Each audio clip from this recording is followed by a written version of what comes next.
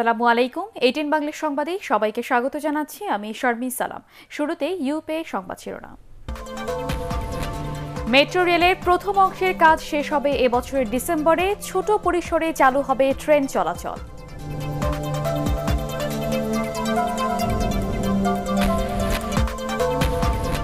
প্রবাসীদের ভোটার করার কার্যক্রম শুরু এপ্রিলে।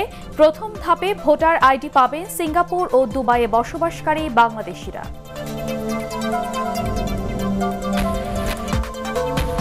গণভবনে আগামীকাল প্রধানমন্ত্রীর চা চক্রে খোলা মনে কথা বলার সুযোগ থাকবে জানালেন ওবায়দুল কাদের। না যাওয়ার সিদ্ধান্ত চিঠি দিয়ে জানালো ঐক্যফ্রন্ট। বিশিষ্ট নাগরিক ও অনলাইন অ্যাক্টিভিস্টদের হত্যার পরিকল্পনায় জড়িত জঙ্গি সংগঠন আনসারুল্লাহ বাংলা টিমের 4 সদস্য গ্রেফতার।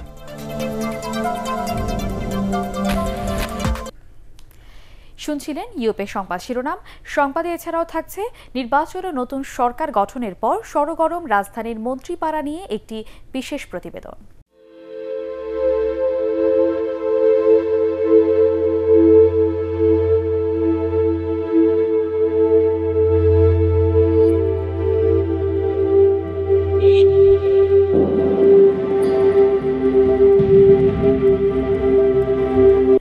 এবারে বিস্তারিত।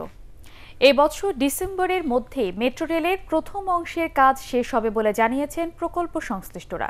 নির্দিষ্ট সময়ে ছোট পরিসরে চালু হবে ট্রেন চলাচল। মেট্রো রেলের ব্যবস্থাপনা পরিচালক জানান, বর্তমানে 85 ভাগ পিলার স্থাপনের কাজ শেষ হয়েছে। বর্ষা মৌসুমের আগে নিচের অংশের সব কাজ শেষ করা হবে। বিস্তারিত জানাচ্ছেন শফিকুল ইসলাম শামীম। মেট্রো রেলের প্রকল্প অনুযায়ী 2012 সাল থেকে 24 মেয়াদে এই প্রকল্প শেষ করার সময় নির্ধারিত ছিল, কিন্তু প্রধানমন্ত্রীর নির্দেশনা অনুযায়ী প্রথম অংশ অর্থাৎ উত্তরার দিয়াবাড়ি থেকে আগারগাঁও অংশের কাজ 2019 সালের মধ্যে শেষ করার কথা রয়েছে। সে লক্ষ্যে দ্রুত এগিয়ে চলছে মেট্রো রেল প্রকল্পের কাজ। এরই মধ্যে প্রায় 5টি স্থানে পিলারের উপর ভায়াডাক্ট বা স্প্যান বসানোর কাজ চলছে। মাটির নিচের যে অংশটা ছিল সেই অংশটা শেষ। এখন আমাদের কাজ হচ্ছে পিয়ার উঠতেছে, পিয়ারের উপরে ভায়াডাক্ট এটা বসছে। আমরা 1.5 কিলোমিটার ভায়াডাক্ট ইতিমধ্যে নির্মাণ আমরা সম্পন্ন করেছি। আমরা এটা ডিসেম্বর 2019 মাসের মধ্যে প্রথম অংশের নির্মাণ কাজ শেষ করব। কর্তৃপক্ষ বলছে, জুলাই মাসেই চলে আসবে বহু প্রতীক্ষিত রেল লাইন। স্প্যানের উপর 2 ভাগে স্থাপিত হবে এই রেল লাইন। ইঞ্জিনবিহীন ট্রেনের মকআপ বা বগি তৈরি হচ্ছে জাপানে। অপারেশন কন্ট্রোল সেন্টারের মাধ্যমে বিদ্যুতে চলবে মেট্রো রেল। তাই টঙ্গী এবং উত্তরা জাতীয় গ্রিড থেকে বিদ্যুতের লাইন টানার কাজও শেষ হবে আগামী 3 মাসের মধ্যে। মাননীয় প্রধানমন্ত্রীর নির্দেশনা অনুযায়ী বাংলাদেশের প্রথম মেট্রো রেলে লাল সবুজের প্রাধান্য থাকছে। এটার মকআপ জাপানে ইতিমধ্যে তৈরি হয়ে গিয়েছে। ট্রেন চালুর 2টা ফেজ আছে। একটা ফেজ হইল ট্রায়াল ফেজ, আর একটা হইল পূর্ণ ফেজ। ট্রায়াল ফেজটা হয়তো আমরা বেশ আগেই শুরু করব। ট্রায়াল ফেজটা চলে চলে চলে চলে ঠিক করতে হবে। এটা কিন্তু ট্রেডিশনাল ট্রেন না, এটা একটা অত্যাধুনিক একটা সিস্টেম, যেই সিস্টেমে কোনো ইঞ্জিন থাকবে না। সংশ্লিষ্টরা জানান, ট্রাফিক জ্যামের কথা মাথায় রেখে পিলারের উপর স্প্যান ওঠানোর কাজ করা হচ্ছে রাতে। উত্তরার দিয়াবাড়ি অংশে মেট্রো রেলের কাজ এখন অনেকটাই দৃশ্যমান। মিরপুর এবং আগারগাঁও সড়কে যে কাজ চলমান রয়েছে সেগুলো দ্রুত সম্পূর্ণ করা হবে বলেই ধারণা করছেন সাধারণ মানুষ। আর প্রকল্প সংশ্লিষ্টরা বলছেন, জনদুর্ভোগ কমাতে এই কাজের গতি বাড়ানো হয়েছে। শফিকুল ইসলাম শামীম, 18 বাংলা, ঢাকা।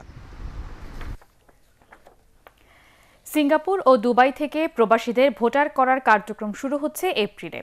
কেবল ভোটারই নয়, 18 বছরে কম বয়সী প্রবাসীদের দেয়া হবে অস্থায়ী জাতীয় পরিচয়পত্র। জাতীয় পরিচয়পত্রের সেবা অব্যাহত রাখতে অন্তত 7টি দেশে স্থায়ী অফিস করারও পরিকল্পনা করছে এনআইডি কর্তৃপক্ষে। তবে আপাতত বিদেশে ভোট গ্রহণের কোনো চিন্তাভাবনা নেই বলে জানিয়েছেন নির্বাচন কমিশনার শাহাদাত হোসেন চৌধুরী। বিস্তারিত একরামুল হক সায়েমের রিপোর্টে। চাকুরি, ব্যবসা কিংবা শিক্ষাসহ নানান কাজে প্রায় 1 কোটি বাংলাদেশি নাগরিক বিশ্বের বিভিন্ন দেশে অবস্থান করছেন। তাদের সিংহভাগেরই হাতে নেই জাতীয় পরিচয়পত্র। ফলে দেশে বিদেশে নানান সেবা নিতে জটিলতায় পড়েন প্রবাসীরা। তাই দীর্ঘদিন ধরেই বিদেশে গিয়ে প্রবাসীদের পরিচয়পত্র দেওয়ার প্রস্তুতি নিচ্ছে নির্বাচন কমিশন। প্রথমে সৌদি আরবের কথা ভাবা হলেও তা পরিবর্তন করে এখন সিঙ্গাপুর ও দুবাইয়ে প্রবাসীদের ভোটার করার পরীক্ষামূলক প্রকল্প শুরু করতে যাচ্ছে ইসি। সিঙ্গাপুর এবং দুবাই প্রথম দিকেই সিলেক্ট করার একটি কারণ হলো যে এখানে ইলিগাল বাংলাদেশিরা নেই এবং শিক্ষিত জনগোষ্ঠী। প্রবাসে থেকে ভোট দেওয়ার ক্ষেত্রে কিন্তু অনেক জটিলতা আছে। আমরা এই মুহূর্তে যে পদক্ষেপটা নিচ্ছি, কিন্তু পরিচয়পত্রের সাথে বিভিন্ন রকমের সেবাগুলো সম্পৃক্ত রয়েছে, সেই ক্ষেত্রে তারা যেন দেশে আসলে তাদের যে সেই সেবাগুলো তারা যেন যথাযথভাবে পায়। পর্যায়ক্রমে ১০০টি দেশে প্রবাসীদের ভোটার করার প্রস্তুতি নিচ্ছে জাতীয় পরিচয়পত্র নিবন্ধন অনুবিভাগ। একই সাথে বাংলাদেশি নাগরিক অধ্যুষিত দেশগুলোতে স্থায়ীভাবেও পরিচয়পত্রের সেবা চালু রাখার পরিকল্পনা নেওয়া হচ্ছে। যেসব দেশে দেখা যায় যে সংখ্যা অনেক বেশি এবং প্রতিনিয়ত যাওয়া আসা আছে, এই সকল দেশে হয়তো আমাদের নির্বাচন কমিশনের নিজস্ব অফিসে স্থাপন করতে হবে। তবে রোহিঙ্গা সহ অনিয়ম করে বাংলাদেশি পাসপোর্ট ব্যবহারকারীদের শনাক্ত করা এবং পাসপোর্টে তথ্যের গরমিল সমন্বয় করে পরিচয়পত্র দেয়া কমিশনের জন্য চ্যালেঞ্জ বলে মনে করেন সংশ্লিষ্টরা। বিদেশে অনেক লোক আছে যারা বিভিন্নভাবে কিন্তু আগে চলে গিয়েছে। আগে এরকম অনেকে গিয়েছে বিভিন্ন রকমের তথ্য দিয়ে, কেউ পাসপোর্ট আছে, কারো পাসপোর্ট নাই। তো এই জায়গাটা তো একটা যেহেতু চ্যালেঞ্জ, বড় চ্যালেঞ্জ আছে। বিশেষ করে মিডল ইস্টের ক্ষেত্রে সৌদি আরবে প্রায় ২.৫ লাখের মতো রোহিঙ্গারা সৌদি আরবে অবস্থান করছেন, যারা বাংলাদেশে পাসপোর্ট নিয়ে গিয়েছেন, তাদের হয়তো ভার্চুয়ালি আইডি কার্ড নেই। এটা একটা বড় চ্যালেঞ্জ। সংগৃহীত তথ্যের ভিত্তিতে দেশে যে ঠিকানা তারা ব্যবহার করবেন সেখানে পরীক্ষা নিরীক্ষা করা হবে, সরজমিন তদন্ত করা হবে। প্রবাসীদের ভোটার করার প্রকল্পের সম্ভাব্যতা যাচাই করতে এ মাসেই সিঙ্গাপুর ও দুবাইয়ে টিম পাঠানো হবে বলে জানিয়েছে নির্বাচন কমিশন। ইকরামুল হক সায়েম, এটিএন বাংলা, ঢাকা। প্রধানমন্ত্রীর দাওয়াতে অংশ নিলে জাতীয় ঐক্যফ্রন্ট নেতারা খোলা মনে রাজনৈতিক ইস্যুতে কথা বলার সুযোগ পাবেন বলে জানিয়েছেন আওয়ামী লীগ সাধারণ সম্পাদক ওবায়দুল কাদের। দলের ধানমন্ডি কার্যালয়ে এক সংবাদ সম্মেলনে তিনি একথা জানান। এদিকে রাজপথে উত্তাপ না ছড়িয়ে সংসদে যোগ দিয়ে সরকারের সমালোচনা করতে জাতীয় ঐক্যফ্রন্টের প্রতি আহ্বান জানিয়েছেন ১৪ দলের মুখপাত্র মোহাম্মদ নাসিম। আপেল মাহমুদের রিপোর্ট। সরকার গঠনের পর রাজনৈতিক দলগুলোকে প্রধানমন্ত্রী চা চক্করের দাওয়াত দিলে তাতে না যাওয়ার সিদ্ধান্ত নেয় বিএনপি সহ জাতীয় ঐক্যফ্রন্ট। প্রধানমন্ত্রীর আমন্ত্রণ প্রত্যাখ্যানের সিদ্ধান্তকে নেতিবাচক মানসিকতার সাথে তুলনা করে আওয়ামী লীগ সাধারণ সম্পাদক ওবায়দুল কাদের বলেন, চা চক্র হলেও এতে রাজনৈতিক আলোচনায় কোনো বাধা থাকবে না। গণভবনে শনিবার বিকেলে এই চা চক্র অনুষ্ঠিত হবে।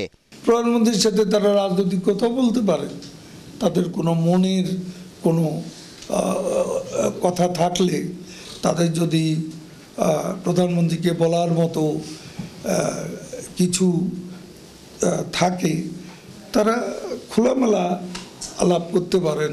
একতরফা মানসিকতা পরিহার করে ঐক্যফ্রন্টের নির্বাচিত এমপিদের সংসদে যোগ দেওয়ার আহ্বান জানান তিনি। ৮ জন যদি সংসদে জোরালো ভাষায় যুক্তি তর্ক দিয়ে তারা কথা বলেন, সংসদের ভেতরেও একটা আন্দোলন তারা গড়ে তুলতে পারবেন। সেটা হলো বিতর্কের মধ্য দিয়ে, যুক্তিতর্কের মধ্য দিয়ে। এদিকে বঙ্গবন্ধু একাডেমি আয়োজিত আরেক আলোচনা সভায় আওয়ামী লীগের সভাপতিমণ্ডলীর সদস্য ১৪ দলের মুখপাত্র মোহাম্মদ নাসিম বলেন, সংসদে যোগ দিলে কোনো ধরনের বাধা ছাড়াই সরকারের সমালোচনা করতে পারবে বিএনপি। আপনার উত্তাপ সৃষ্টি রাজপথে না করে আপনারা যদি জিজ্ঞাসা করেন, আপনারা দেখবেন বিএনপির কর্মীদেরকে যদি গোপনে জিজ্ঞেস করেন, দেখবেন তারা চায় যে পার্লামেন্টে যেয়ে আপনারা কথা বলেন। এ সময় নেতৃত্ব পরিবর্তন করে সুষ্ঠু ধারার রাজনীতি না করলে বিএনপি বিলীন হওয়ার আশঙ্কা করেন আওয়ামী লীগ নেতারা। Appeal Mahmud, ATN Bangla, Dhaka. এদিকে প্রধানমন্ত্রীর আমন্ত্রণে শনিবার গণভবনের চা চক্রে না যাবার কথা চিঠির মাধ্যমে জানিয়েছে জাতীয় ঐক্যফ্রন্ট। অ্যাডভোকেট সুব্রত চৌধুরীর স্বাক্ষর করা একটি চিঠি দুপুরে গণভবনে পৌঁছে দেন ঐক্যফ্রন্টের দফতরে ৩ জন প্রতিনিধি। তারা জানান, প্রধানমন্ত্রীর একজন প্রোটোকল কর্মকর্তা ওই চিঠিটি গ্রহণ করেছেন। এর আগে গতকাল গণফোরাম সভাপতি ড কামাল হোসেনের মতিঝিলের চেম্বারে জাতীয় ঐক্যফ্রন্টের স্টিয়ারিং কমিটির বৈঠকে আগামীকাল গণভবনে চা চক্রে না যাবার সিদ্ধান্ত হয়।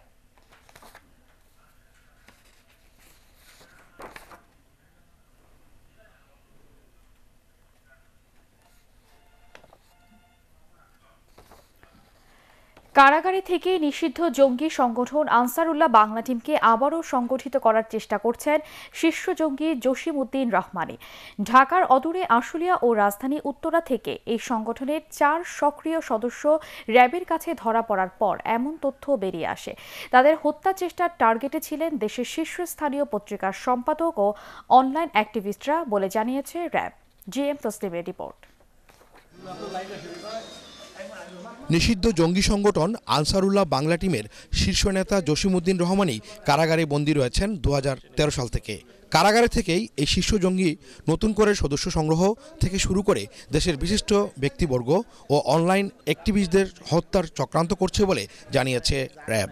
সোশ্যাল মিডিয়াতে তাদের মতাদর্শের বিরুদ্ধে, ইসলাম, কোরআন এবং হাদিসের বিরুদ্ধে যে সকল কথাবার্তাগুলি হচ্ছে, লেখালেখি হচ্ছে, ইসলামকে ভাবমূর্তি ক্ষুণ্ণ হয় এরকম কথাবার্তা হচ্ছে, সেগুলিকে আসলে মনিটর করে থাকে। একটি স্বনামধন্য পত্রিকায় একটি লেখা প্রকাশিত হয়েছিল জুলাই মাসের দিকে, এবং সেখানে গ্রেপ্তারকৃতদের ভাষ্য মতে যে লেখাটি ইসলামের ভাবমূর্তি ক্ষুণ্ণ করেছে তাদের মতে, যে সেখানে বিবাহ নিয়ে হাদিসের সঙ্গে একটি সাংঘর্ষিক কথাবার্তা এখানে ছিল। সেই ঘটনার প্রেক্ষিতেই জুলাইয়ের পরবর্তীতেই তারা সিদ্ধান্ত নেয় যে ওই পত্রিকার সম্পাদককে তারা হত্যা করবে। বৃহস্পতিবার রাতে সংগঠনের 4 সক্রিয় সদস্য শাহরিয়ার নাফিস ওরফে আম্মার হোসেন, রাসেল ওরফে সাজিদুল ইসলাম গিফারি, রবিউল ইসলাম ওরফে নুরুল ইসলাম এবং আব্দুল মালেক র্যাবের হাতে গ্রেফতার হওয়ায় বেরিয়ে আসে অনেক তথ্য। গ্রেফতারকৃত শাহরিয়ার নাফিস অনলাইন অ্যাক্টিভিস্টদের সাথে কৌশলে মিশে তাদের খুনের পরিকল্পনা করছিল বলে জানায় র্যাব। 3 ব্যক্তি এই হত্যাকাণ্ডের পরিকল্পনায় অংশগ্রহণ করেছিল। শাহরিয়ার কিলিং মিশনের টোটাল যে মিশনের নেতৃত্ব দিয়েছিল এবং দলন হিসেবে কাজ করেছিল, এবং একজন ঢাকা থেকে এবং একজন বরগুনা থেকে ওখানে গমন করে, এবং সেখানে আসলে ওদের পৌঁছতে রাত 10টার মতন বেজে গিয়েছে। যেহেতু তাদের সঙ্গে ওই গ্রুপেই সে নিজে ঢুকে গিয়েছে, ওই নাস্তিক গ্রুপ হিসেবে পরিচিত, সেই গ্রুপে ঢোকার পরে রাত 10টার দিকে তাকে বের হওয়ার কথা বললে সে আর আসলে রাতে বের হয়নি। পরবর্তীতে সেই কিলিং মিশনটা সে সম্পূর্ণ করতে পারেনি।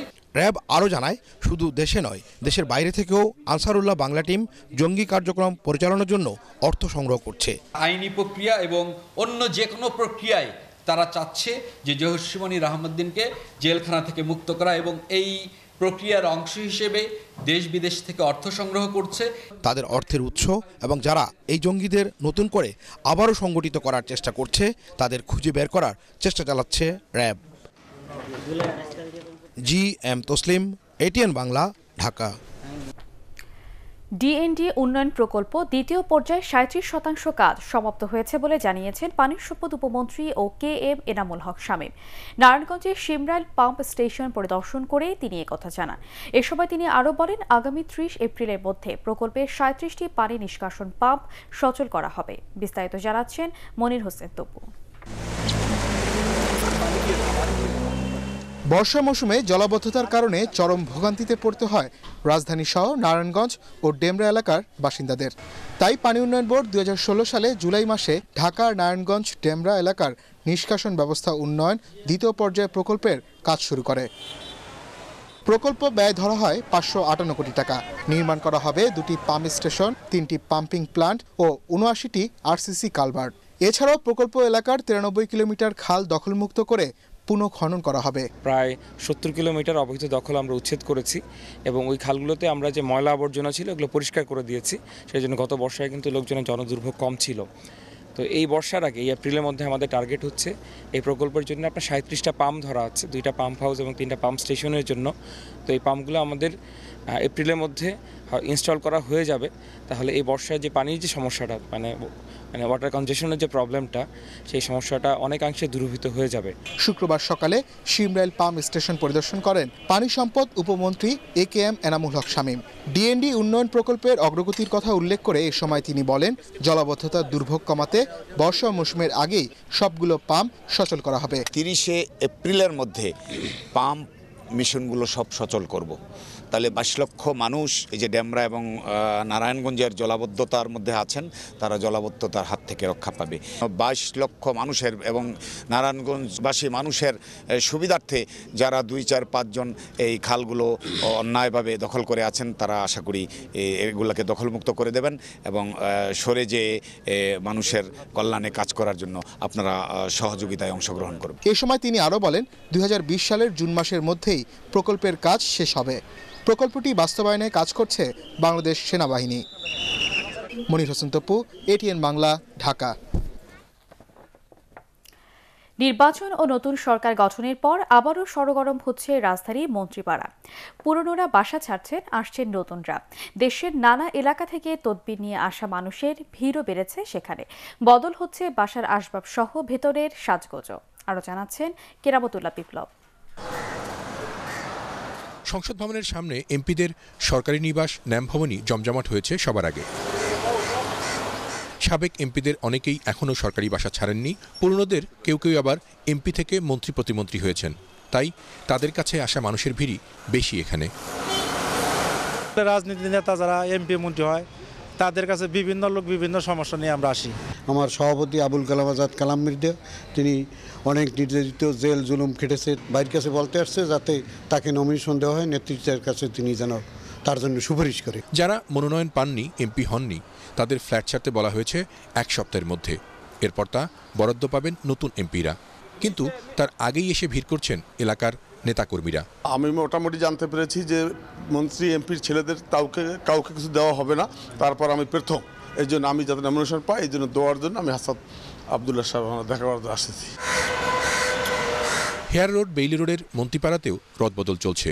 নতুন মন্ত্রী এসে ওঠার অপেক্ষায় শুক্রবার ছুটির দিন সরকারি বাসা থেকে মালপত্র সরিয়েছেন সাবেক অর্থমন্ত্রী আবুল মাল আব্দুল মুহিত। মন্ত্রীপাড়ার 30টি সরকারি বাড়ি ও ফ্ল্যাটের 21টি খালি করা হয়েছে, বাকি 9টিতে এখনও আছেন সাবেক মন্ত্রী প্রতিমন্ত্রীরা। এলাকার নেতাকর্মীরা সেখানেই দেখা সাক্ষাৎ করছেন তাদের সাথে। আমার নেত্রী বাংলাদেশের প্রধানমন্ত্রী, আমার দল ক্ষমতায়, আমি মন্ত্রী না হলেও আমি বেশি খুশি। এখানে যে কদিন ছিলাম খুব ভালোভাবে কেটেছে, আর সামনে যেখানে যাব আশা করি ওখানেও ভালোভাবে কাটবে। নির্দেশনা মোতাবেক মাননীয় মন্ত্রীবর্গের বাড়িসমূহ আমরা রিনোভেট করতেছি এবং কিছু কিছু বাড়ি অলরেডি খালি হয়ে গেছে, আর বাকিগুলো খালি হচ্ছে। কর্মকর্তারা জানান চলতি মাসেই বাড়ি বুঝে পাবেন নতুন মন্ত্রীরা। তারপর নেতাকর্মীদের ভিড়ে আবারও দিনরাত গমগম করবে এই পাড়া। কেরামতুল্লাহ বিপ্লব, এটিএন বাংলা, ঢাকা। সমাজসেবায় বিশেষ অবদানের জন্য বেঙ্গল স্টার অ্যাওয়ার্ড 2019 পেয়েছেন দেশের নারী উদ্যোক্তা ও সমাজসেবা কর্মীরা। অনুষ্ঠানে এবছর সমাজসেবার জন্য বিশেষ সম্মাননা পেয়েছেন এটিএন বাংলার পরিচালক নাহিদ রহমান। রাজধানীর সেগুনবাগিচায় দেশ প্রযোজনার আয়োজনে এক জমকালো অনুষ্ঠানে তাকে এই সম্মাননা দেয়া হয়। বিস্তারিত জানাচ্ছেন রাস্তা দাস। বিভিন্ন সময় সমাজ গঠনের অগ্রযাত্রায় নারীরাও ভূমিকা রেখে চলেছেন। বর্তমান সময়ে নারী উদ্যোক্তারা কর্মসংস্থান তৈরির পাশাপাশি অর্থনীতিতেও বিশেষ ভূমিকা রাখছেন। নারী উদ্যোক্তাদের উদ্বুদ্ধ করার জন্য এবং তাদের স্বীকৃতি দিতে দেশ প্রযোজনা এই বিশেষ সম্মাননার আয়োজন করেন। আমরা কিছু সমাজকর্মীকে আমরা সবসময় তাদেরকে আমরা পুরস্কৃত করি, এই জন্যই তারা ওই সমাজের একটি আইকন, একটি স্টার, তাদেরকে দেখে অনেকে এগিয়ে আসবে। এবছর সমাজসেবার জন্য বিশেষ সম্মাননা পেলেন এটিএন বাংলা ও এটিএন নিউজের পরিচালক নাহিদ রহমান। তার অনুপস্থিতিতে পক্ষে সম্মাননা নেন এটিএন ইভেন্টসের assistant vice president Feroz Alam Badal. সমাজ গঠনের কাজে তাদেরকে আরও ভূমিকা রাখার জন্য আহ্বান জানান অনুষ্ঠানের প্রধান অতিথি সঙ্গীত শিল্পী ফেরদৌসী আরা। সবাইকে আমাদের উচিত হবে তাদের হাতকে শক্ত করে দেওয়া, তারা যেন এভাবেই সেই রকম মানুষের পাশে দাঁড়ায়। তাদের সাথে আমি ছিলাম, আছি, থাকব। অনুষ্ঠানে সভাপতিত্ব করেন অভিনেতা ও অর্থ মন্ত্রণালয়ের অতিরিক্ত সচিব পীরজাদা শহীদুল হারুন। সমাজসেবায় সবাইকে আরও বেশি এগিয়ে আসার আহ্বান জানান তিনি। আমাদের ভবিষ্যৎ প্রজন্মকে দেখানো হয় যে আসলে তারাই, আমরা শুধু 50, 70, 80 বছর বাঁচি, আর তারা বাঁচে যুগের পর যুগ। নারী উদ্যোক্তা সহ সমাজের বিশিষ্টজনেরা অনুষ্ঠানকে প্রাণবন্ত করে তোলেন। রাসনা দাস, এটিএন বাংলা, ঢাকা।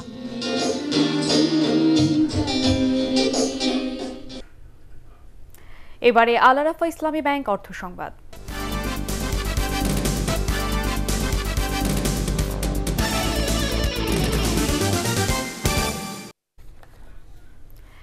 রিজার্ভ চুরির ঘটনায় অভিযুক্ত ফিলিপাইনের আরসিবিসি ব্যাংক কর্মকর্তা সহ কয়েকজনের বিরুদ্ধে যুক্তরাষ্ট্রের আদালতে মামলা দায়ের করেছে বাংলাদেশ ব্যাংক।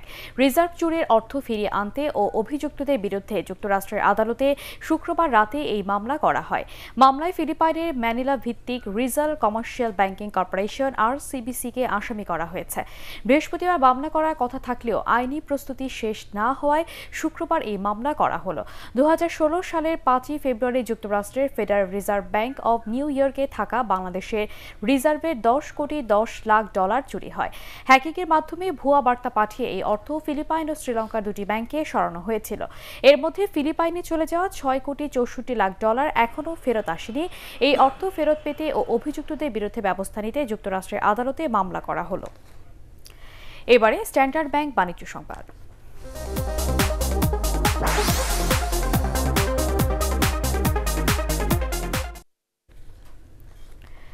মানবতার কল্যাণে তহবিল সংগ্রহের উদ্দেশ্যে মিনি ম্যারাথনের আয়োজন করেছে ব্র্যাক ব্যাংক।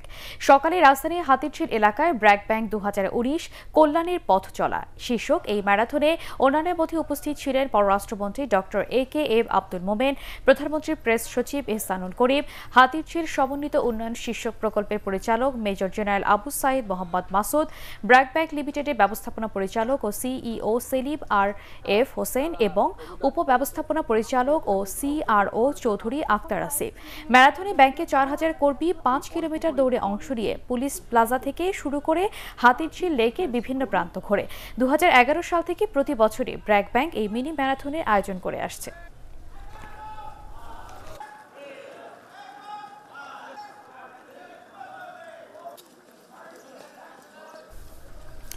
এবারে পার্টেক্স খেলার খবর।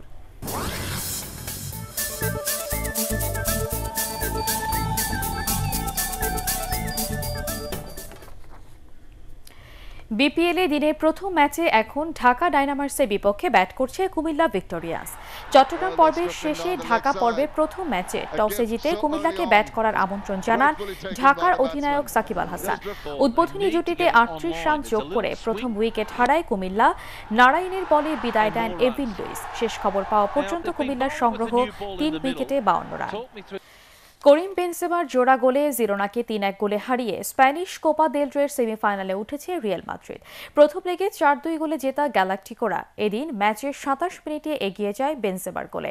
প্রথমার্ধের শেষ দিকে নিজের এবং দলের হয়ে দ্বিতীয় গোল করেন এই ফরাসি স্ট্রাইকার, যা ছিল রিয়ালের জার্সি গায়ে তার 209 নম্বর গোলে। এর ফলে ক্লাবটির ইতিহাসে সেরা গোলদাতাদের তালিকায় 6 নম্বরে উঠে আসলেন বেনজেমা। এরপর পেদ্রো পোরো 71 মিনিটে জিরোনার হয়ে ব্যবধান কমান, তবে 5 মিনিটের ব্যবধানে মার্কোস লরেন্তে আবারও রিয়াল মাদ্রিদকে এগিয়ে দেন। তাতে 2 লেগ মিলিয়ে 7-3 গোলে জয় পায় লস ব্লাঙ্কোরা। শেষ করার আগে ইউপেক সংবাদ শিরোনাম আরও একবার। মেট্রো রেলের প্রথম অংশের কাজ শেষ হবে এবছরের ডিসেম্বরে। ছোট পরিসরে চালু হবে ট্রেন চলাচল।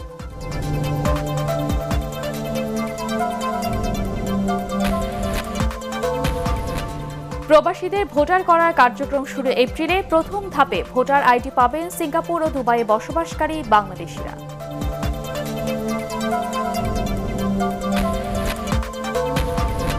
গণভবনে আগামীকাল প্রধানমন্ত্রীর চা চক্রে খোলা মনে কথা বলার সুযোগ থাকবে, জানালেন ওবায়দুল কাদের। না যাওয়ার সিদ্ধান্ত চিঠি দিয়ে জানালো ঐক্যফ্রন্ট।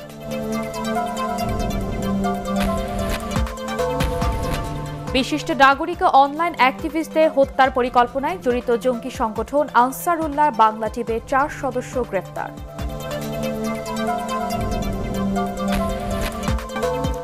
পরবর্তী সংবাদ দেখার আমন্ত্রণ জানিয়ে এখনকার মতো শেষ করছি।